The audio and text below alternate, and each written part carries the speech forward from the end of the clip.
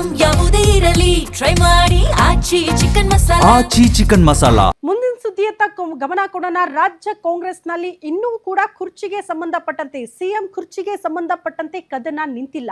ಒಂದ್ ಕಡೆ ಇದೇ ಅವಧಿಯಲ್ಲಿ ಸಿಎಂ ಆಗ್ಲೇಬೇಕು ಅಂತ ಪಟ್ಟು ಹಿಡಿದಿದ್ದಾರೆ ಡಿಸಿಎಂ ಡಿಕೆ ಶಿವಕುಮಾರ್. ಇನ್ನೊಂದು ಕಡೆ ಸಿಎಂ ಸಿದ್ದರಾಮಯ್ಯನವರು ಯಾವುದೇ ಕಾರಣಕ್ಕೂ ಸಿಎಂ ಕುರ್ಚಿ ಬಿಟ್ಟು ಕೆಳಗಿಳಿಯಲ್ಲ ಅನ್ನುವಂತಹ ನಿರ್ಧಾರಕ್ಕೆ ಬಂದಿದ್ದಾರೆ. ಹಾಗಾದ್ರೆ ಸಿಎಂ ಕುರ್ಚಿಯನ್ನ ಗಟ್ಟಿ ಮಾಡ್ಕೊಳ್ಳೋದಕ್ಕೆ ಸಿದ್ದರಾಮಯ್ಯ ಬಳಿ ಇರುವಂತಹ ಅಸ್ತ್ರ ಏನು? ಶತಾಯ ಗತಾಯ ಸಿಎಂ ಆಗ್ಲೇಬೇಕು ಅಂತ ಡಿಕೆ ಶಿವಕುಮಾರ್ ಪಟ್ಟು ಹಿಡಿದಿದ್ದಾರೆ. ಇದೇ ಅವಧಿಯಲ್ಲಿ ಒಪ್ಪಂದದ ಪ್ರಕಾರ ಪಡೆದುಕೊಳ್ಳಬೇಕು ಅಂತ. ಆತ ಸಿಎಂ ಕುರ್ಚಿ ಬಿಡೋದಕ್ಕೆ ನಾನ್ ರೆಡಿ ಇಲ್ಲ ಅಂತ ಸಿದ್ದರಾಮಯ್ಯನವರು ಪದೇ ಪದೇ ಹೇಳ್ತಿದ್ದಾರೆ. ಪೂರ್ಣಾವಧಿಯ ಸಿಎಂ ಅನ್ನುವಂಥ ಸ್ಟೇಟ್ಮೆಂಟ್ಗಳು ಕೂಡ ಬಂದಾಗಿದೆ. ದಿಲ್ಲಿಗೆ ಹೋದ ಸಿಎಂ ಟೀಮ್ ಉರುಳಿಸಿದ ದಾಳ ಯಾವುದು? ಸಿದ್ದರಾಮಯ್ಯರನ್ನ ಕೆಳಗಿಳಿಸಿದ್ರೆ ಕೈ ಪಾಳ್ಯದಲ್ಲಿ ಏನಾಗುತ್ತೆ ಗೊತ್ತಾ? ಆ ಸಂದೇಶವನ್ನ ಹೈಕಮಾಂಡ್ಗೆ ತಲುಪಿಸಿದ್ರ?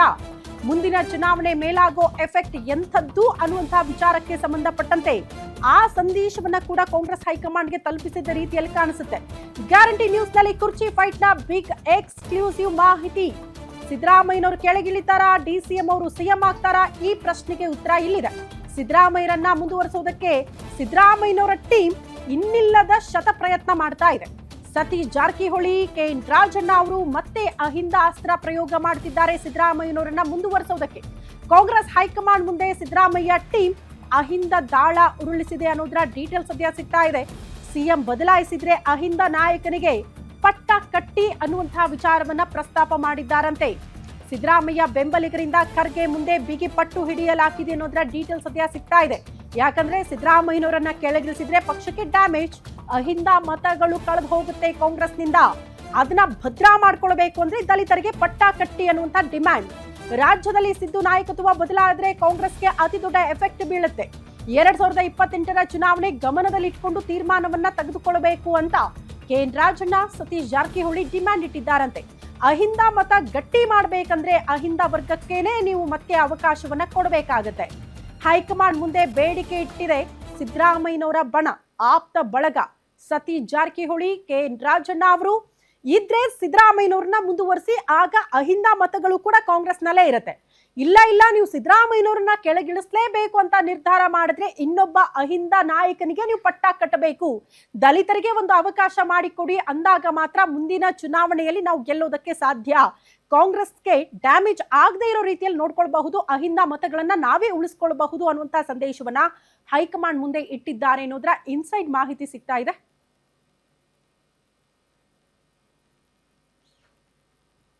ಇದೇ ಅಹಿಂದ ನಾಯಕನ ವಿಚಾರಕ್ಕೆ ಸಂಬಂಧಪಟ್ಟಂತೆ ಏನೆಲ್ಲ ಬೆಳವಣಿಗೆ ಆಗ್ತಾ ಇದೆಯಲ್ಲ ಹೈಕಮಾಂಡ್ ಮಟ್ಟದಲ್ಲಿ, ಅದೇ ವಿಚಾರಕ್ಕೆ ಸಂಬಂಧಪಟ್ಟಂತೆ ಸಚಿವ ಮಹದೇವಪ್ಪ ಅವರು ಕೂಡ ಮಾತನಾಡಿದ್ದಾರೆ. ಏನ್ ಹೇಳಿದ್ದಾರೆ ಬನ್ನಿ ನೋಡ್ಕೊಂಡು ಬರೋಣ. ಮುಖ್ಯಮಂತ್ರಿ ಸಿದ್ದರಾಮಯ್ಯ ಇದ್ದಾರೆ,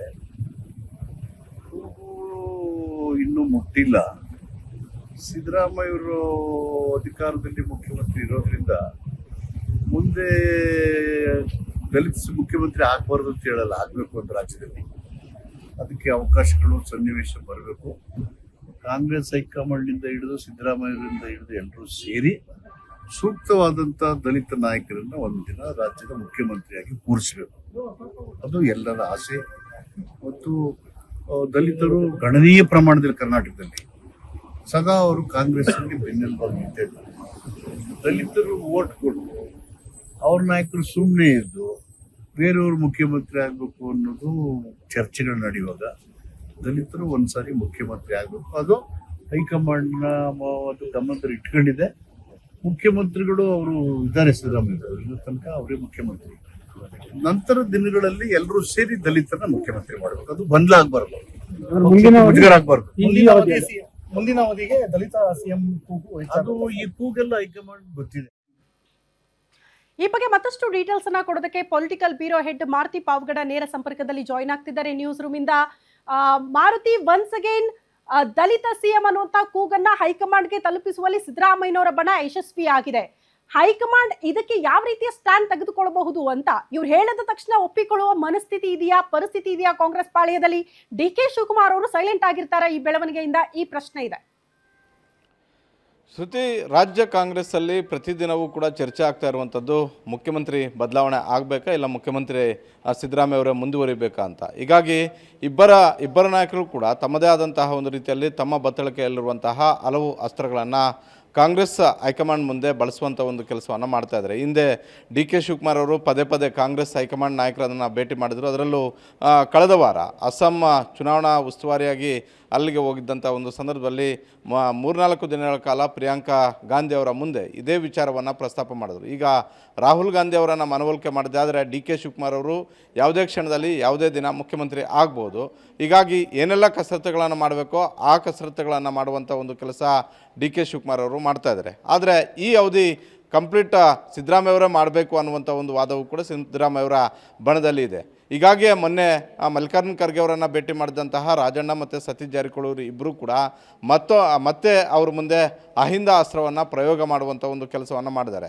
ಜೊತೆಗೆ ಕೇವಲ ಮಲ್ಲಿಕಾರ್ಜುನ ಖರ್ಗೆ ಅವರ ಮುಂದೆ ಅಷ್ಟೇ ಅಲ್ಲ, ವೇಣುಗೋಪಾಲ್ ಮತ್ತು ಸುರ್ಜೇವಾಲಾ ಸೇರಿದಂತೆ ಕಾಂಗ್ರೆಸ್ ಹೈಕಮಾಂಡ್ ಆದಿ ನಾಯಕರ ಮುಂದೆ ಇದೇ ದಾಳವನ್ನು ಉರುಳಿಸುವಂಥ ಒಂದು ಕೆಲಸ ಸಿದ್ದರಾಮಯ್ಯವರ ಟೀಮ್ ಮಾಡ್ತಾ ಇರುವಂಥದ್ದು. ಇದರ ಜೊತೆಗೆ ರಾಜ್ಯದಲ್ಲೂ ಕೂಡ ಮತ್ತೊಮ್ಮೆ ದಲಿತ ಅಸ್ತ್ರವನ್ನು ಪ್ರಯೋಗ ಮಾಡುವಂಥ ಒಂದು ಕೆಲಸ ಮಾಡಿದ್ದಾರೆ. ನಿನ್ನೆ ಸಿದ್ದರಾಮಯ್ಯವರು ಕೂಡ ಇದೇ ವಿಚಾರವನ್ನು ಮಾಡಿದರು. ದಲಿತರೊಬ್ಬರು ಮುಖ್ಯಮಂತ್ರಿ ಆಗೋದಾದರೆ ಅದು BJP ಮತ್ತು JDS ಇಂದ ಸಾಧ್ಯವಿಲ್ಲ, ಕಾಂಗ್ರೆಸ್ಸಿಂದಲೇ ಆಗುತ್ತೆ. ಅದಕ್ಕೆ ಸ್ಪಷ್ಟವಾದಂಥ ಒಂದು ನಿರ್ಧಾರವನ್ನು ಕಾಂಗ್ರೆಸ್ ಹೈಕಮಾಂಡ್ ಮುಂದಿನ ದಿನಗಳಲ್ಲಿ ತೆಗೆದುಕೊಳ್ಬೋದು ಅಂತ. ಈಗ ಸಿದ್ದರಾಮಯ್ಯವರು ಮುಂದೆ ಇರುವಂಥ ಒಂದು ಆಪ್ಷನ್ ಏನು ಅಂತ ಹೇಳಿದ್ರೆ, ಸಿದ್ದರಾಮಯ್ಯವರು ಯಾವಾಗ ಕಾಂಗ್ರೆಸ್ ಹೈಕಮಾಂಡ್ ಮುಂದೆ ಮಾತಾಡುವಂಥ ಒಂದು ಅವಕಾಶ ಸಿಕ್ಕಿದೆಯೋ ಆಗ ಅವರ ಪ್ರತಿಪಾದನೆ ಮಾಡಿರುವಂಥದ್ದು ಏನು ಅಂತ ಹೇಳಿದ್ರೆ, ನನ್ನನ್ನು ಈ ಅವಧಿ ಕಂಪ್ಲೀಟ್ ಮಾಡೋದಕ್ಕೆ ಬಿಡಿ, ಇಲ್ಲ ಅಂತ ಹೇಳಿದ್ರೆ ದಲಿತರೊಬ್ಬರಿಗೆ ಅವಕಾಶವನ್ನು ಮಾಡಿಕೊಡಿ ಅನ್ನುವಂತಹ ಒಂದು ಒತ್ತಾಯವನ್ನು ಮಾಡಿರುವಂಥದ್ದು. ಅದರ ಮುಂದುವರೆದ ಭಾಗವಾಗಿ ಸತೀಶ್ ಜಾರಕಿಹೊಳಿ, ರಾಜಣ್ಣ ಹಾಗೂ ನಿನ್ನೆ ಮಡಿಕೇರಿಯಲ್ಲೂ ಕೂಡ ಇದನ್ನೇ ಸಚಿವ ಮಹದೇವಪ್ಪ ಅವರು ಮಾಡಿರುವಂಥದ್ದು. ಒಟ್ಟಾರೆ ಡಿ ಕೆ ಶಿವಕುಮಾರ್ ಅವರನ್ನು ಕಟ್ಟಿ ಹಾಕೋದಕ್ಕೆ, ಡಿ ಕೆ ಶಿವಕುಮಾರ್ ಅವರನ್ನು ಹೈಕಮಾಂಡ್ ಮುಂದೆ ಒಂದಷ್ಟು ವೀಕ್ ಮಾಡೋದಕ್ಕೆ 2028ರ ವಿಧಾನಸಭಾ ಚುನಾವಣೆಯನ್ನು ಮುಂದಿಡುವಂಥ ಒಂದು ಕೆಲಸ. ಯಾಕಂತ ಹೇಳಿದ್ರೆ ಸಾಂಪ್ರದಾಯಿಕ ಮತಗಳನ್ನು ಒಂದು ವೇಳೆ ಸಿದ್ದರಾಮಯ್ಯ ಅವರನ್ನು ಬದಲಾವಣೆ ಮಾಡಿದ್ದೆ ಆದರೆ ಕಾಂಗ್ರೆಸ್ನ ಸಾಂಪ್ರದಾಯಿಕ ಮತಗಳನ್ನು ನಾವು ಕಳ್ಕೊಳ್ಬೇಕಾಗುತ್ತೆ ಅನ್ನುವಂಥ ಒಂದು ಆತಂಕದ ವಾತಾವರಣ, ರಾಜಕೀಯ ವಾತಾವರಣ ಸೃಷ್ಟಿ ಮಾಡುವಂಥ ಒಂದು ಕೆಲಸ ಸಿದ್ದರಾಮಯ್ಯ ಅವರ ಟೀಮ್ ಮಾಡ್ತಿದೆ ಅನ್ನುವಂಥದ್ದು ಡಿ ಕೆ ಶಿವಕುಮಾರ್ ಅವ್ರಿಗೂ ಕೂಡ ಗೊತ್ತು. ಹೀಗಾಗಿ ಕಾಂಗ್ರೆಸ್ ಹೈಕಮಾಂಡ್ ಎರಡು ವಾದಗಳನ್ನು ಕೇಳಿ ಯಾವ ರೀತಿಯಾದಂಥ ಒಂದು ನಿರ್ಧಾರವನ್ನು ತೆಗೆದುಕೊಳ್ಳುತ್ತೆ ಅನ್ನುವಂಥದ್ದನ್ನು ಕಾದು ನೋಡಬೇಕಾಗಿದೆ. ಶ್ರುತಿ. ಓಕೆ ಮಾರುತಿ, ಧನ್ಯವಾದಗಳು ತಮ್ಮೆಲ್ಲ ಮಾಹಿತಿಗಾಗಿ. DCM DK ಶಿವಕುಮಾರ್ ಅವರು ಸೈಲೆಂಟ್ ಆಗ್ತಾರಾ ಈ ಮಾತುಗಳನ್ನ ಕೇಳಿಸ್ಕೊಂಡು? ಗೊತ್ತಿಲ್ಲ, ಅವರಿಂದಲೂ ಕೂಡ ತಂತ್ರಗಾರಿಕೆ ಮುಂದುವರಿಬಹುದು ಅಂತ.